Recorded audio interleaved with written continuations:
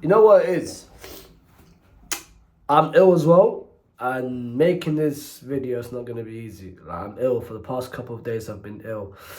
But just finding out today, actually not just today, but the past 2 days, it might have been the worst 2 days you can feel as a Madrid fan.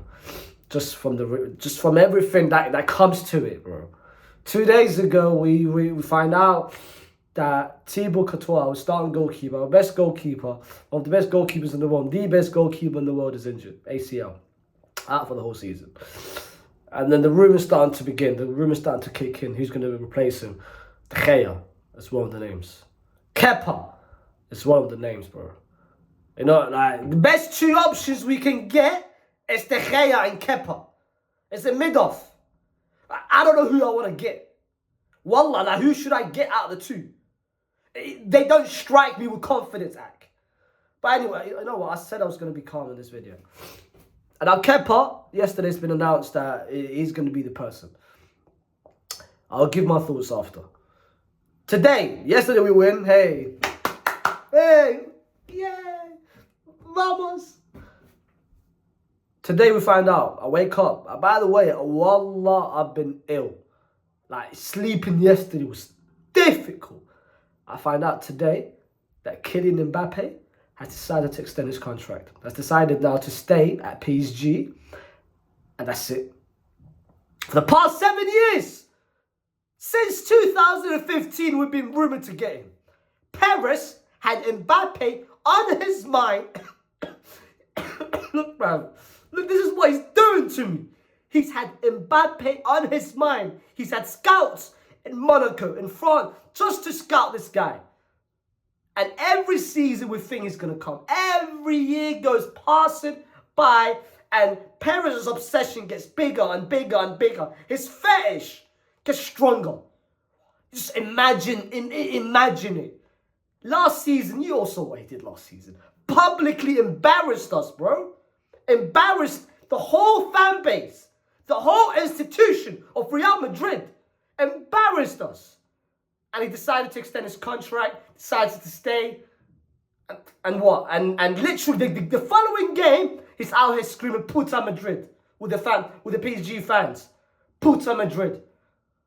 And then through this whole year, we forgave him. We said, you know what? He's going to come. He's going to come. He's going to come. Paris, last season, so bear in mind, last season, we could have signed Haaland as well. Haaland was twerking to come to Madrid. We said, nah, Mbappe is our main target. Haaland will go to Chelsea. This whole summer, last season, you all saw what happened last season. Benzema was on 1 foot. We didn't win nothing, and that's because we didn't have no plan B. The plan A was Mbappe. There was no plan B. That's why we didn't sign no strikers. That's why we didn't sign anyone last season except for Chimini and Rudiger. But bear in mind, those two signings was made prior to the announcement of Haaland. This whole season, we needed a striker. Then this summer, Benzema announced that he's going. And the first news kicks in, Mbappe's coming. Mbappe comes out himself, I want to leave. PSG, they come out and said, you know what? If you don't extend your contract, you're leaving. If you don't extend your contract now, we can't afford for you to leave next season on a free. And what happens? For the past 2 months, since the beginning of June, we've been thinking that Kylian and Haywan, the turtle Mbappe, is coming to Madrid. For the past 2 seasons, we're thinking he's coming. Harry Kane becomes available. What do? We show our interest. We're like, you know what? Yeah, you know what? Just put our name into the mix of the teams that might be interested to get Harry Kane. Just put it out there. Just put it out there. You know what? Let's just tease the Madrid fans that we might get Harry Kane. And and just looking back at it, Harry Kane would have been a better signing than Kylian Mbappe. But anyway, that happens. Yeah? And what happens afterwards? Harry Kane, the rumours goes by, we're interested, X, Y, and Z. What happens? What happens? Mbappe, Harry Kane goes to Bayern Munich. Mbappe, the rumours of Mbappe is still circulating that he could come to Madrid. And what happens? Today, it breaks in. He's staying. He's staying at what? Paris Saint-Germain. And then half an hour later, Militao, his injury it's rumoured now, confirmed actually, not rumoured, confirmed that it's an ACL. So, our starting goalkeeper, our best goalkeeper, is out for the whole season with an ACL. And our best defender is out for the whole season. Not the whole season, for 6-7 months. But, bro, with an ACL, you're pretty much out. It's not like I'm expecting Militao to come back in February, in March, come back as a normal person the way he was before.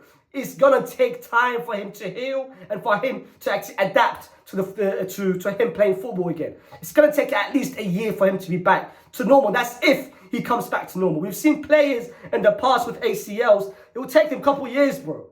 Take a couple of years for them to get back to the groove and actually, yeah, they're there. So this season, I'm gonna put it into pictures for you. We've got Lunin as our goalkeeper and now potentially Kepa. Right, three centre backs. We've got Nacho, Rudiger, and Alaba. Cool. 3 centre backs only. Right back, Vasquez and Dani Carvajal in 2023. Left back, we've got Ferdinand Mendy and Fran Garcia, who's the only good thing going about this team at the moment. Midfield, I'm not going to speak about the midfield. You all know how good the midfield is. I'm not even going to bother talking about the midfield. Going forward, we've got Joselu as our only striker. Joselu. Our wings, Vinny and Rodrigo, and that's it. Arda Güler, who we signed, the Turkish sensation, is out as well. Couple months. So next season, we've got 3 attackers, hella midfielders, 3 centre-backs, 2 right-backs who ain't even right-backs this year, even though Dani Carvajal had a good game yesterday. But I'm not going to let that deceive me. You stupid. 1 game from Dani Carvajal. You're going to make me think he's back. Remontada season, come on, man, behave. And we've got no goalkeeper except for Lunin. And now potentially Kepa. We are shambles, bro. And this all started last year. Last year, we could have, all the problems that's arising now could have literally been ended last season if we just signed Haaland, if we just signed a striker, if we didn't let the Mbappe news just affect us, fam. It all started with Florentino Perez. And this summer, we all knew what the problems was. Bro, last season, you know what happened last season. We lose the league by over 10 points. We lose against Man City. Embarrassing, disgraceful 4-0 at Etihad. We couldn't complete 1 pass in 25 minutes, and that's when Bernardo Silva scored their first goal. And you go into this season saying to yourself, yeah, we don't need no strike. Benzema just left. And you thought to yourself, signing Joselu is going to be the answer. You were waiting for Mbappe. We could have signed Bobby. Bobby was available. Bobby was literally there for us. And you don't sign him. Gonzalo Ramos. Yes, he might not be the Madrid person or player, but sign the strike at least. Man. The expectation, I can't lie, man, this whole season was dependent on Mbappe, and now Mbappe's not even coming. And now we've got this other problems that's just coming by out of nowhere. The ACL's injuries by Militao and by Tibo Courtois. And Kepa's going to be the solution. To be fair, yeah, I'm not happy at all, but I'm looking at it, yeah. There is no options we could potentially get for as a goalkeeper. Like, Bono is there, but Madrid don't want to meet the valuation demands that Seville is offering. And secondly, Madrid and Seville, it's not like it's 2 easy clubs that can make businesses, bro. They both hate each other. Seville hate Madrid more than us. We hate them. It goes deeper than football. So I understand why the Bono deal is complicated. And plus, he's got AFCON during the season. So I hear it. So looking at it, the goalkeeper market at the moment in terms of available goalkeepers is not a lot, bro. It's De Gea and Kepa. Like, people think we can sign Diego Costa from Porto or Super Mike from AC Milan. Broski, their price is too high, bro. We ain't going to spend 70, 80 million just for 1 season. Tibo's back next year.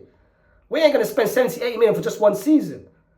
And an actual goalkeeper, which we could have signed for 1 year at least, It's the Valencia goalkeeper, Georgi Masvidashvili.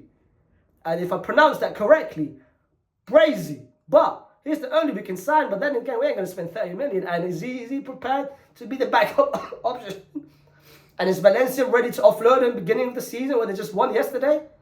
I don't know. Centre-back, we have to sign a centre-back because 3 centre-back ain't going to be enough. We have to sign at least one proper centre-back. And you know who I got in mind? I'm going to tell you who I got in mind, but a lot of Madrid fans might not be happy with this one. But I can't lie. What's going to happen? Sergio El Capitan Ramos. Get him back. He's a free agent. Get him back for 1 year. We saw what he did last season with PSG. Yes, he was inconsistent early on, start of the season, but he just came back from an injury. But after he had that couple months adaptation process, the last 2-3 months, he was very good. Even the tie that against Bayern Munich where PSG went out, Ramos was one of the stand-up performances of the PSG team. Bring him for 1 year. He wants to come back. And let's give him that. You know what makes it special as well? That Cruz is retiring this season. Madrid is retiring. Let Ramos retire with them as a collective. Because for the past decade, Madrid's success comes down to Ramos as well. He's one of them. He's the pinnacle of what we did last season. Let's just make it special. Bring Ramos back. And in terms of a striker, we've got 17 days to sign a striker. Paris, there's no way in hell you could go into next season not sign a striker. I refuse to believe it. I don't want to see us going into next season with no striker. Because yesterday, yes, we won against Bilbao 2-0, clean sheet, X, Y, and Z. But broski, Vinny I don't want to see Vinny as a striker. You limit him as a player. He feels restricted that's why the reason why we started to perform better is when Vinny then went on the left-hand side. He took the ball and started attacking on the left-hand side.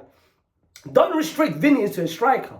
Because the only reason why we're playing the formation, the diamond formation, is because we've got 2 men midfielders and we've got no strikers. That's why we're forcing this little the diamond formation.